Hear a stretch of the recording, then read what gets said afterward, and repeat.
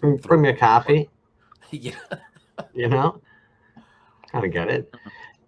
Yeah. Right. You want to pull our buddy Assad in since they're sitting there and waiting Let's for the do it, image. man.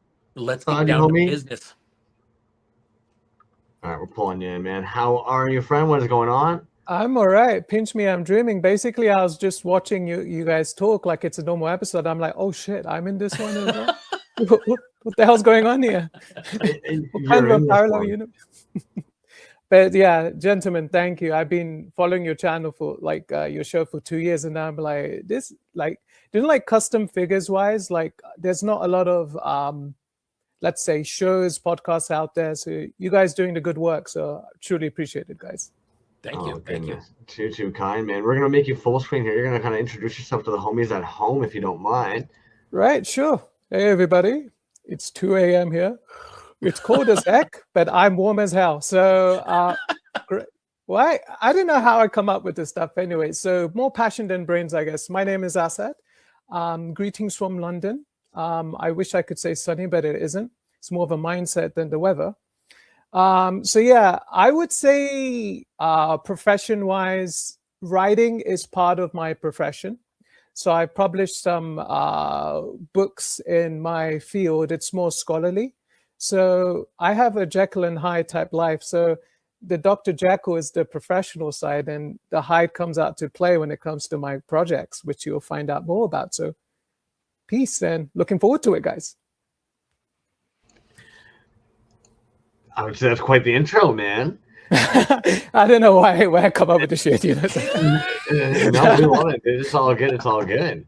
Now, you're mentioning with the project, this current project we're going to kind of talk about at the moment, that Motu 87, is this kind of one of your first creative hobby type projects? Have you done work like this in the past? Dude, let me take you guys and our audience down a trip to memory lane. So what's happened was, when I was a kid, I should have been paying attention in school. I had a short attention span, and like the teacher would be teaching maths, English, science.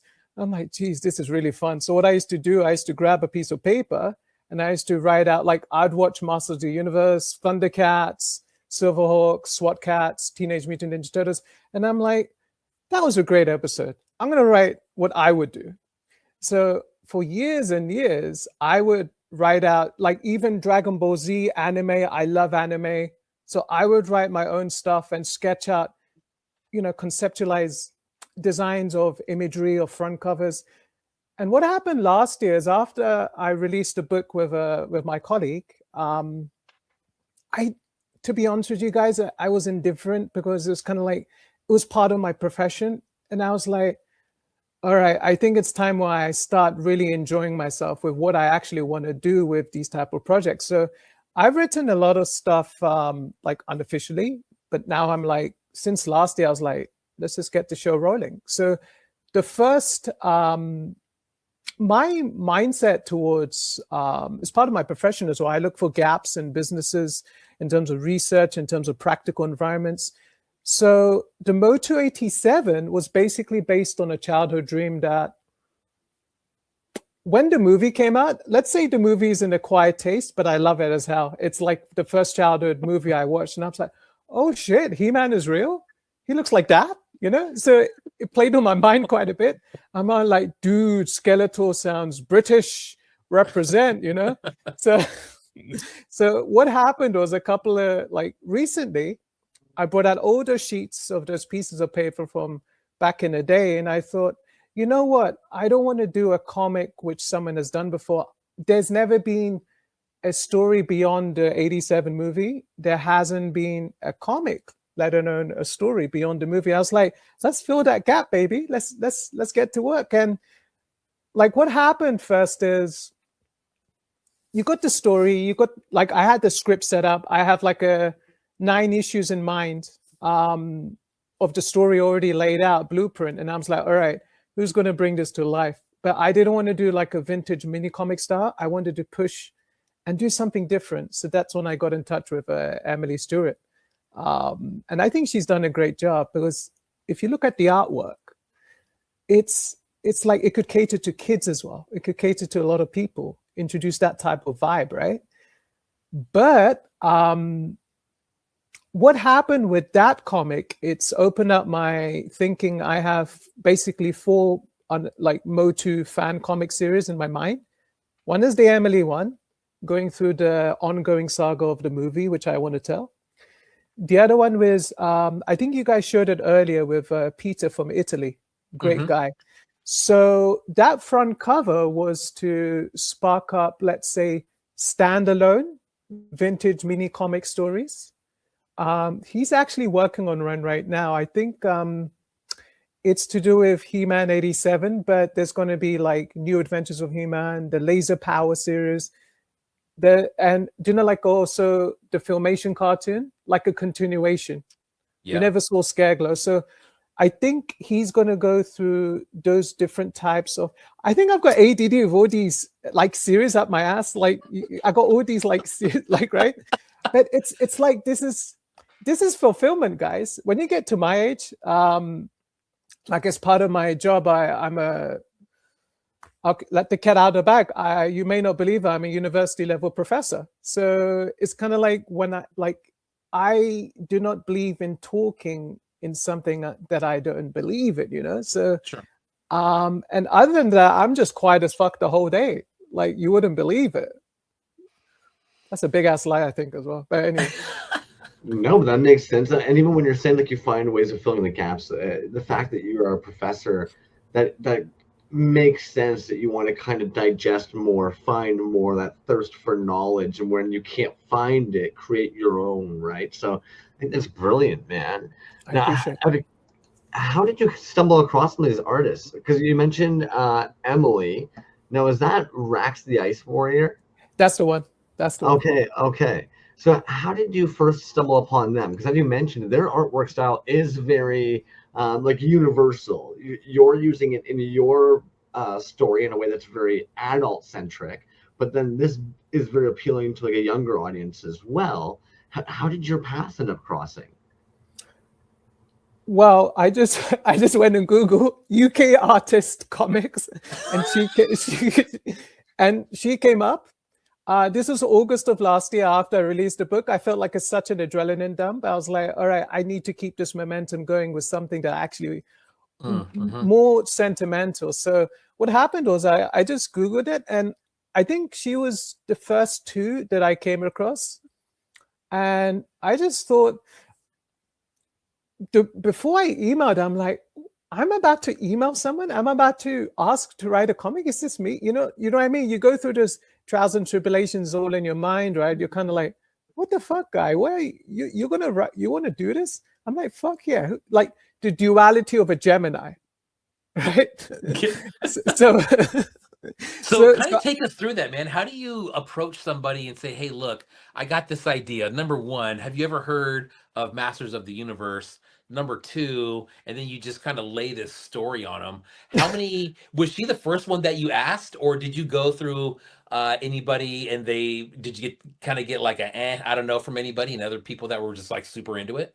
I think, dude, she was the first. I'm going to check back that email because when it's kind of funny, like during the day, I would write formal emails.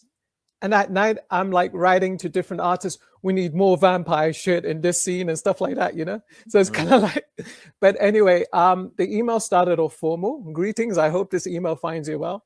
And it's kind of like, I was laughing my ass off because I was like, I started formally and then you go into Masters of the Universe. So I guess I was like, greetings, I hope this message finds you well. I'm writing with regards to, I'm like, get to the bloody point, mate, you know? Like in an argument, I'm like, I was quite I came across your site, and to be honest with you, I don't follow a lot of, like, since I was a kid, I never fit in as much in different crowds, right? So I guess I was too cool for school. I was the OG of social distancing before it happened, right? So when I look at stuff happening, I'm like, okay, cool. These guys are doing this. I'm going that way. So initially my thought was, let me get in touch with Peter, who did the mini comics. So I was scrolling through and I was like, shit, that's the type of stuff I want. But I'm like, I want to try something different. I want to try something. This is the style I'm used to. So I want to visualize something that I'm not used to. And I think that's where Emily's art came in, because honestly, her art reminded me of the Nintendo Legend of Zelda type vibe. And admittedly, their website, like her portfolio, so much more vast, of course. Yeah, absolutely. Of course, you get a little taste, I guess, so to speak, on their Instagram. But once you actually dive to their website, it's like, nice, dude. Damn, yeah, like you've got quite a lot of work under your belt. Dude, good pull, Crumbs. Dude, I did not. Where did you find that at? On their IG. On their IG. So when Assad is talking about how they Googled them, and take that note into the homies, search engine optimization. You want to make sure that you're looking for good contracts and shit like that when people Google things, and you pull right up and they can go to your website and just see a full portfolio like this. Like, hell yeah, man. That's some professionalism right there. Nice. Sorry, I must say, guys, when it comes to I'm going to sound serious now, but generally speaking, she is so professional. It's like, and she has mentioned a few things which made me feel sentimental. Like sometimes you just work at work and you just go through, okay, X, Y, and Z, cross the dots, cross the T's or whatever. But with this type of project, it just gets something out of you and you want to open up and talk about your ideas, your visions. And she's so professional on board. And, like some things I mentioned at the beginning, she's integrated it. And I completely forgot about it. I'm like, shit, you did that already. I'm impressed. So very professional. So many punctual updates. But I think I want to apologize to her. Emily, if you're listening to this, I apologize. I am very passionate about what I do. So when I look at, this sketches and designs, it takes, like, I look at it and I'm like, this is the greatest thing since sliced bread, go for it. And I check it a couple of hours later, I'm like, oh shit. Let's say He-Man, continuity-wise, he has one gauntlet in the movie, but not in the other wrist. So I'm like, oh, let me mention this to Emily.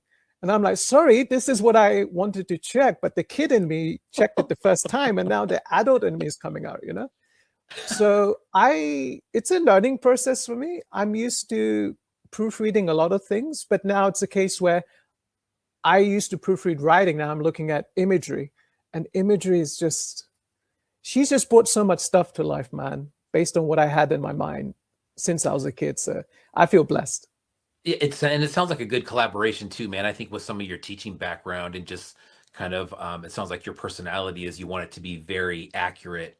And then so going back, and I mean, it sounds like I don't know about her background as far as how many she's done, but for the first time working together, this is your guys' first time working together, correct? First time